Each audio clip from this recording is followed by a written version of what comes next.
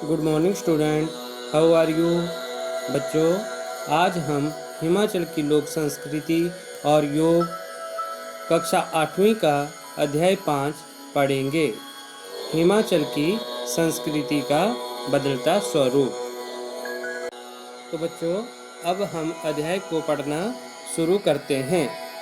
अध्याय 5, हिमाचल की संस्कृति का बदलता स्वरूप। तिलक रामपुर बस अड्डे पर अपने मेहमानों के आने का इंतज़ार कर रहे हैं। इतने में दिल्ली रामपुर बस अड्डे पर पहुंची। बस से प्रिंस और उसका भतीजा जैक व भतीजी लीजा भी उतरे। भीड़ में से तिलक आगे आया और इंग्लैंड से आए इन अतिथियों का स्वागत किया। तिलक, वेलकम टू हिमाचल। देवभूमि आप सबका स्वागत करती है। और प्रिंस, कैसे हो? प्रिंस, अच्छा हूँ। ये मेरा भतीजा जैक और भतीजी लीजा है। दोनों ही इंग्लैंड में पढ़ते हैं। ये जिद कर रहे थे कि हम भी इंडिया जाएंगे, तो मैंने सोचा इनको भी घुमा लाएं। लीजा व जैक, हेलो अंकल। तिलक, स्वागतम। प्यारे बच्चों, चलो घर चलते हैं, मैं गाड़ी लेकर आया हूँ। सभी व्यक्ति गाड़ी में बैठकर घर पहुँच जाते हैं तथा खाने पीने के बाद बातचीत करते हैं।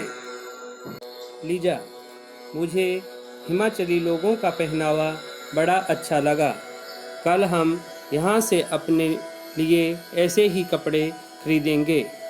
तिलक, अरे बच्चों, मुझे पता था कि आपको यहाँ का पहनावा पसंद आएगा, तभी तो मैंने तुम दोनों के लिए पहाड़ी पोशाक खरीद रखी है। हे लो जैक और लीजा, तुम भी लो, कल इनको पहनकर ही घूमेंगे। और प्रिंस, ये तुम्हारे लिए खास किन्नौरी टोपी।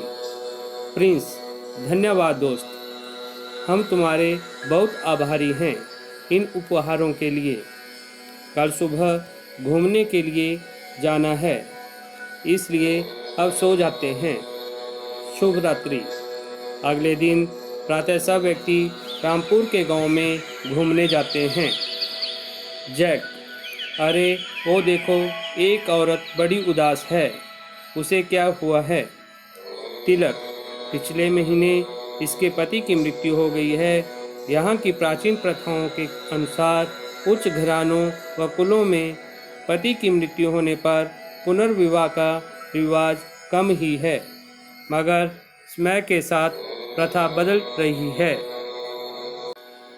लीजा, मगर हमारे इंग्लैंड में तो विधवा विवाह को बुरा नहीं मानते, वहाँ तो विधवा विवाह होते हैं। मुझे पता नहीं इसे यहाँ बुरा क्यों मानते हैं। प्रिंस, वो देखो कितना ऊंचा पहाड़ है, इतनी खूबसूरत वादी मैंने कभी नहीं देखी। उधर कई लोग इकट्ठे हैं, और चलें।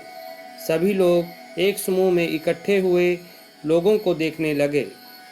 तिलक, अरे यह तो पशु बलि देने जा रहे हैं। वो देखो बकरे, जिन्हें जल्दी ही काट दिया जाएगा। इन्हें काटकर देवता को खुश करने का प्रयास किया जाएगा। ये तांत्रिक व ओझा हैं जो साथ जा रहे हैं। भूत प्रेत भगाने और देवों को खुश करने के लिए पशु बलि दी जाती है। लीजा, क्या पूरे हिमाचल में ही पशु बलि दी जाती है? तिलक, नहीं, कुछ ही क्षेत्रों में यह प्रचलित है, मगर काहिका भूंडा जैसे आयोजन हमें बताते हैं कि यहाँ नर बलि भी इतिहास में प्रचलित रही है। नर बलि को रोकने के लिए प्रयास हुए हैं, मगर आज भी कई लोग अपनी जान पर खेलकर भूंडा या काहिका आदि में देवों को प्रसन्न करने की कोशिश करते हैं। जैक, मगर यदि देवता प्रसन्न न हुआ और उनकी जान चली गई तो क्या यह उचित होगा? प्रिंस, बड़ी बातें करता है नन्हा सा जैक। अरे इसका उत्तर तुम स्वयं ढूंढना। लीजा, बलवीर से, हेलो, मेरा नाम लीजा है।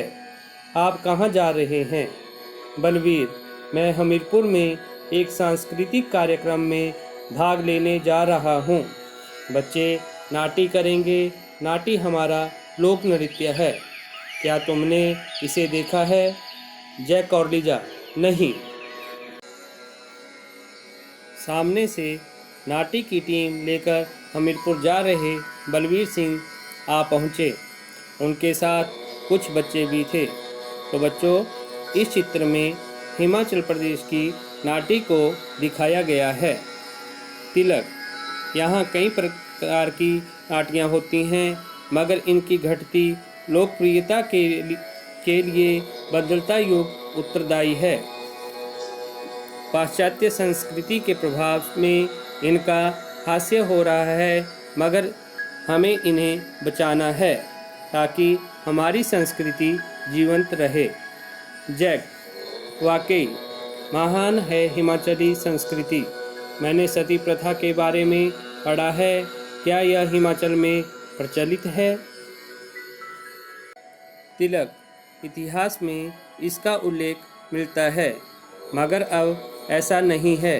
लगता है तुम भारत के बारे में पढ़ते रहते हो।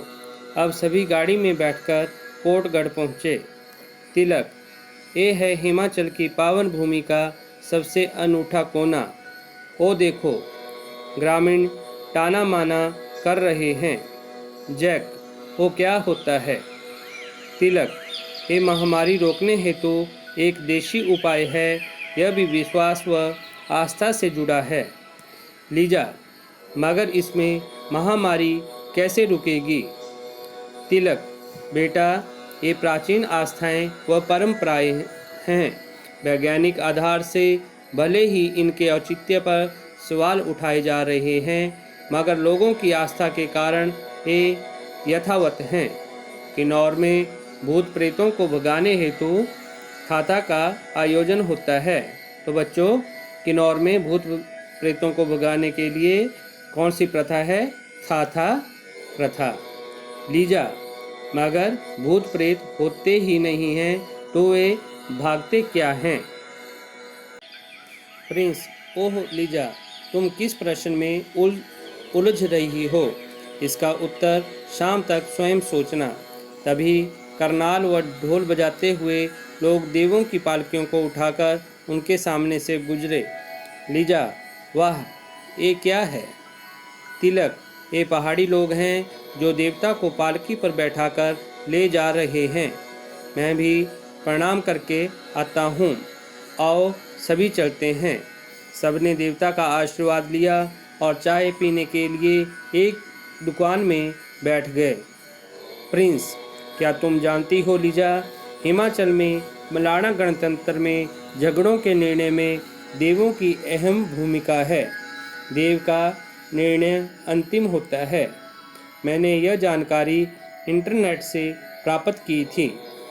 जैक, वे कैसे? झगड़ों का निर्णय तो हमारे यहाँ न्यायालयों में ही होता है। अगर देव अदालत से गलत निर्णय हो जाए तो इसकी अपील कहाँ की जा सकती है? तिलक, लीजा और जैक, ये सवाल आस्था का है। न्याय को स्वीकार करना पड़ता है। देव अदालत में लोगों की आस्था है।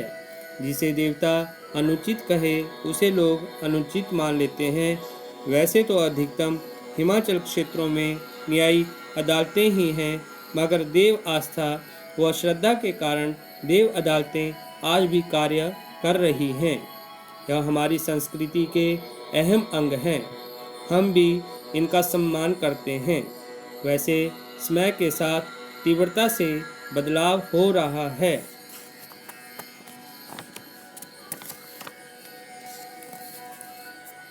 तभी सभी गाड़ी में बैठकर एक गांव जा पहुँचे। प्रिंस, ये देखो, यहाँ मेरा मित्र विजय रहता है। चलो उसके घर चलते हैं। तिलक, विजय का फ़ोन आया था। वह नोगली गया है, मगर चंदर यहीं है। उसके घर चलते हैं। सभी पर्यटक चंद्र के घर पहुँचे। चंदर, स्वागतम। आइए, आज तो विदेशी मेहमान भी हैं। प्रिंस, ये मेरा भतीजा जैक, वो मेरी भतीजी लीजा है। Jack, Lisa, hello uncle. Chandra, hello बेटा। आइए, आप लोग सिड्डू खा लीजिए, फिर हम गांव में घूमने चलेंगे। बच्चों, गांव में लोग बड़े प्यार से रहते हैं और इनकी आस्था और मान्यताएं एक समान हैं। जैक, यहाँ के पुराने मकान घरों में लकड़ी का कितना सुंदर प्रयोग होता है। तो बच्चों, इस चित्र में हिमाचल प्रदेश के पुराने गांव को बताया गया है कि उन्हें लकड़ी से किस प्रकार तैयार किया जाता था। तिलक, हाँ, यहाँ के सभी पुराने मकान काटकोनी शैली के बने हैं। देखो, इन घरों की दीवारों में भी लकड़ी का प्रयोग किया जाता है तथा छत पर स्थानीय स्लेट प्रयोग किए गए हैं। परंतु अब नए घर सीमेंट, लोहा और पत्थर से बन रहे हैं। लीजा, यहाँ के लोग स्थानीय पहनावे में कम ही दिखाई दे रहे हैं। अधिकतर लोगों ने टी शर्ट, जीन्स और सूट पहने हैं। तिलक, हाँ, समय के साथ साथ लोगों के खान पान व पहनावे में अंतर आया है। लोग स्थानीय पहनावे के साथ साथ अब अन्य रेडीमेड वस्त्रों को भी अधिक महत्व दे रहे हैं। परंतु विशेष अवसरों पर जैसे शादी, मृत्यु व त्योहारों के समय आज भी लोग स्थानीय पहनावा, खान पान व मान्यताओं को अधिक महत्व देते हैं।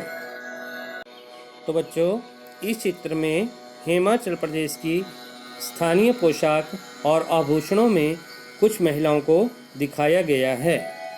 जैक, यहाँ की स्थानीय पोशाक को कहाँ तैयार किया जाता है? चंदन, यहाँ के लोग स्थानीय पोशाक, टोपी, शॉल व अन्य ऊनी वस्त्र स्वयं खड्डी द्वारा तैयार करते हैं।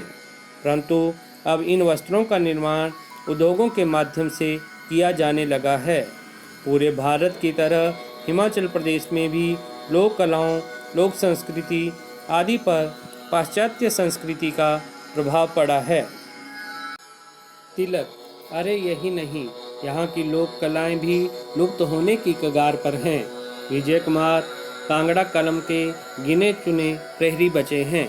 प्रदेश सरकार इस कोशिश में है कि इसका संरक्षण हो। खेल तमाशे, रासलीला, रामलीला की लोकप्रियता टीवी व रेडियो के बाद कम हुई है, लेकिन इन्हें बचाने के प्रयास जारी हैं। चंदर, चलो चलो छोड़ो, चलो घर वापस चलते हैं। मुझे रात को गांव के एक शादी में शामिल होना है। सभी घर की तरफ वापस चल दिए। लीजा, अंकल, मैंने सुना है यहाँ की शादियाँ बड़ी मनोरंजक होती हैं। हाँ, और यहाँ का खान पान भी बड़ा अच्छा है। यहाँ की शादियों के बारे में कुछ बताएं। तिलक, वैसे तो हिमाचल प्रदेश में विवाह शादी में प्राचीन लोकगीत व नृत्य होते हैं तथा प्राचीन परंपराएं निभाई जाती हैं, लेकिन बदलते समय में पुराने वाद्य यंत्रों के स्थान पर नए वाद्य यंत्र आ रहे हैं। यही नहीं, धाम में रोटी परोसने के अलावा स्टैंडिंग खाना देने, होटलों में विवाह करने या मंदिर, न्यायालय आदि में विवाह के नए रूप उभरे हैं। हिमाचल प्रदेश में विवाह का स्वरूप बदल रहा है। लीजा, हमारे यहाँ शादियाँ चर्च में होती हैं। ईसाई धर्म में चर्च का बड़ा महत्व है। प्रिंस, ठीक है, तुम्हारी शादी लंदन के चर्च में ही करवाएंगे, मगर शाम बहुत हो गई है, वह बर्फ़ गिरने के आसार हैं। जल्दी गाड़ी में बैठो और घर चलो। ये सुनकर सब हंस पड़े और वापस घर लौट आए। तो बच्चों, आज हमने अध्याय 5 हिमाचल की संस्कृति का बदलता स्वरूप पढ़ा। अगली वीडियो में हम इस अध्याय के प्रश्न उत्तर करेंगे। बाय।